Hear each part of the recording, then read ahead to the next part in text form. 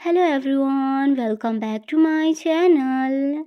तो आज हम बी माई क्वीन का चैप्टर 16 स्टार्ट करने जा रहे हैं। चैप्टर की स्टार्टिंग होती है, हम मू चिकन को देखते हैं जो कि अपनी आखिरी सांसें ले रहा होता है।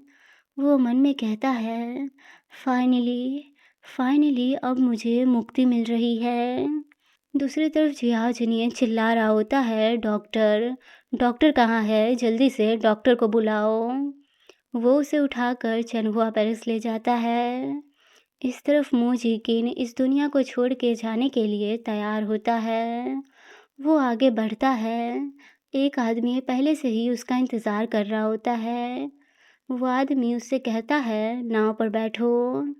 मोजीकिन जैसे ही नाव पर चढ़ने के लिए अपना एक पैर उठाता है, वैसे ही उसे जियाजिनिए की ज़ोर-ज़ोर से चिल्लाने की आवाज़ें सुनाई देने लगती है।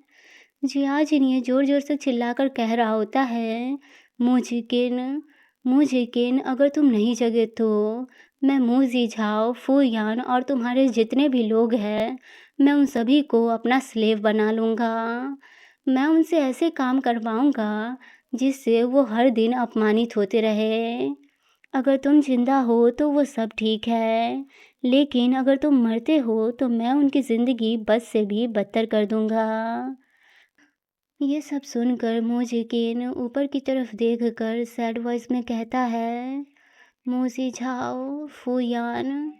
वो इतना कहता ही है कि तभी कुछ काले कलर के दिखने वाले हाथ उसे ऊपर की तरफ खींच लेते हैं। इस टाइम डॉक्टर वांग बोल रहे होते हैं, योर मेजेस्टी मुफई नियांग नियांग को कोई प्रॉब्लम नहीं है, वो कुछ दिन आराम करेंगे तो ठीक हो जाएंगे। थोड़ी देर बाद अचानक मुजिकिन की आंखें खुलती है। वो खुद को जंजीरों से बंधा हुआ पाता है। वो मन में सोचता है, मैं फिर से मैं फिर से यहाँ से भाग नहीं पाया। वो इतना सोच ही रहा होता है कि तभी उसका कोई नाम पुकारता है। उस आवाज़ को सुन के मुजिकिन तुरंत पहचान जाता है कि वो कौन है। वो उसकी ओर देखकर कहता है, यूनियन, तुम यहाँ क्या कर रहे हो? यूनियन पर्दा हटाते हुए कहता है, बेशक मैं तुम्हें बचाने के लिए आया हूँ।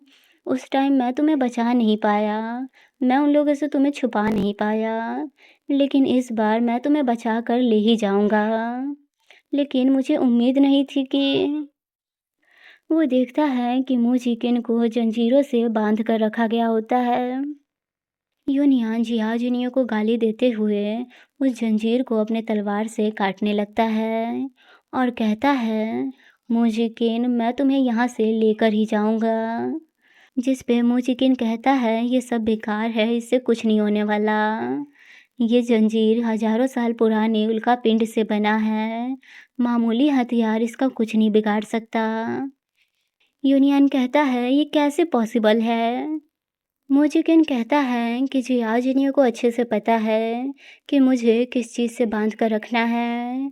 तुम्हें यहाँ से जल्दी से भाग जाना चाहिए। फ़िलहाल वो मुझे कुछ नहीं करेगा। यूनियन कहता है, नहीं, मैं तुम्हें अपने साथ लेकर ही जाऊँगा।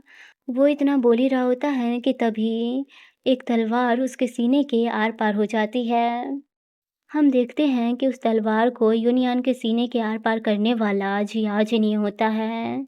जियाजिनियो कहता है, इस जगह से भागने का कोई सपना भी नहीं देख सकता। यूनियन, तुम काफ़ी स्ट्रांग हो। मेरे आदमी ने तुम्हें हर जगह ढूंढा, लेकिन तुम कहीं नहीं मिले। लेकिन अब तुम मेरे ही महल में घुसकर मेरे ही चीज़ों को चुराने की कोशिश कर रहे हो। पिछली बार तुम जिंदा बच गए थे, क्योंकि मैंने तुम पर ज़्यादा ध्यान नहीं दिया। लेकिन इस बार तुम मेरे ही महल में घुसकर मेरी ही एम्प्रेस को मुझसे चुराना चाहते थे। क्या लगता है तुम्हें, क्या मैं तुम्हें ऐसे ही छोड़ दूँगा? मैं तो तुम्हारे ही आने का इंतज़ार कर रहा था। यूनियन नीचे गिर जाता है। जियाजिनिए बिस्तर पे बैठकर कहता है, लेकिन कोई भी अयोग्य आदमी तुम्हें मुझसे छीन नहीं सकता। जिस पे मुजिकिन चिल्ला के कहता है, कोई योग्य क्यों नहीं है? जियाओ जिनिए, इस दुनिया में सबसे ज़्यादा अयोग्य आदमी तुम हो। ये सुनकर जियाजिन कहता है, यूनियान को कोड़े मारना चालू करो। इतना बोलते ही सिपाही यूनियान को पकड़ के चाबुक मारना चालू कर देते हैं।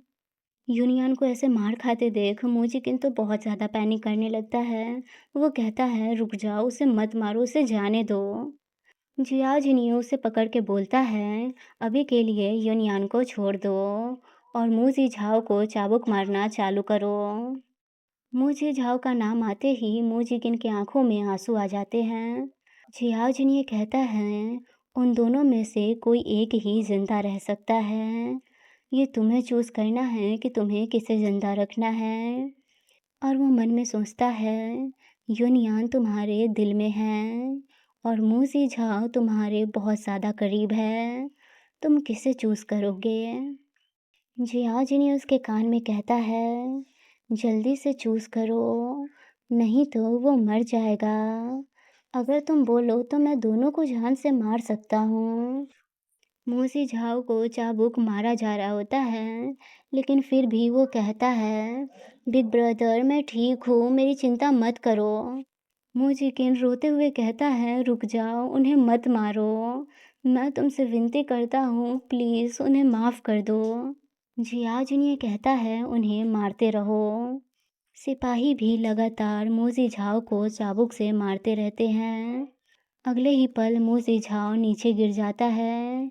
उसके मुंह से बहुत ज़्यादा खून आ रहा होता है और उसके पीठ के जख्म बहुत ज़्यादा गहरे होते हैं। मूजी झाओ को ज़मीन पे पड़े देख और उसके मुंह से इतना ज़्यादा खून निकलते देख मूजिकिन बेबसी में उसका नाम पुकारता है।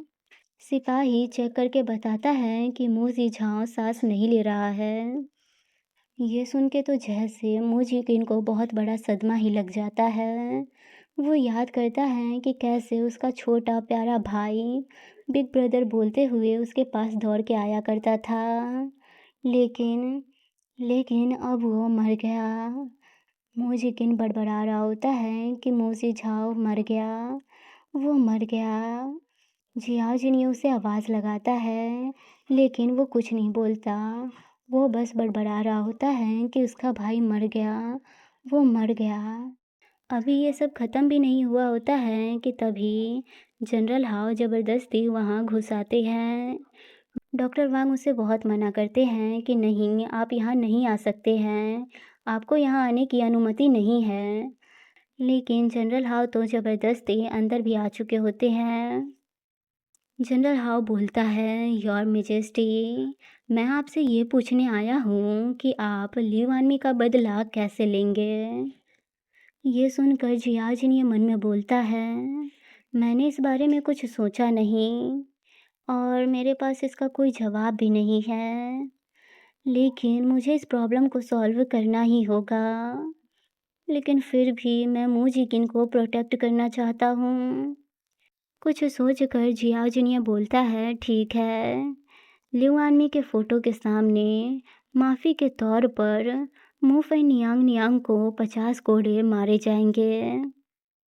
और मैं आपको बता दूं कि ये सज़ा सबसे मामूली सज़ा है जो कि नौकरों को मिलती है उनकी छोटी सी गलती के लिए।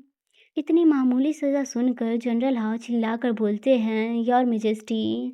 लेकिन जिस पे जियाओ जूनियर बोलता है, मैंने डिसाइड कर लिया है तो तुम्हें ज़्यादा बोलने की ज़रूरत नहीं है। जनरल हाउ बोलता है, ठीक है।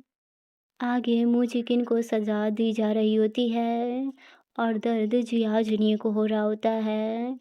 वो तो बस इसका इंतज़ार कर रहा होता है कि कब ये सब ख़त्म हो और वो उसे वहाँ से ले जा सके। जनरल हाउ घुटनों पर बैठ के कहते हैं, योर मेजेस्टी, याद कीजिए कि कैसे लीवानमी मरा था। आगे हम मूजिकिन को देखते हैं जिसके मुंह से खून आ रहा होता है। उसकी आंखों में कोई चमक नहीं होती, जैसे कि वो पहले से ही अधमरा हो। मूजिकिन की ऐसी हालत देखकर जियाजिन ये कहता है, जनरल हाउ बस करो।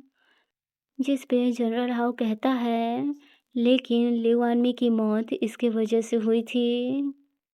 तभी सिपाही बताता है कि मुफई नियांग नियांग बेहोश हो गए हैं।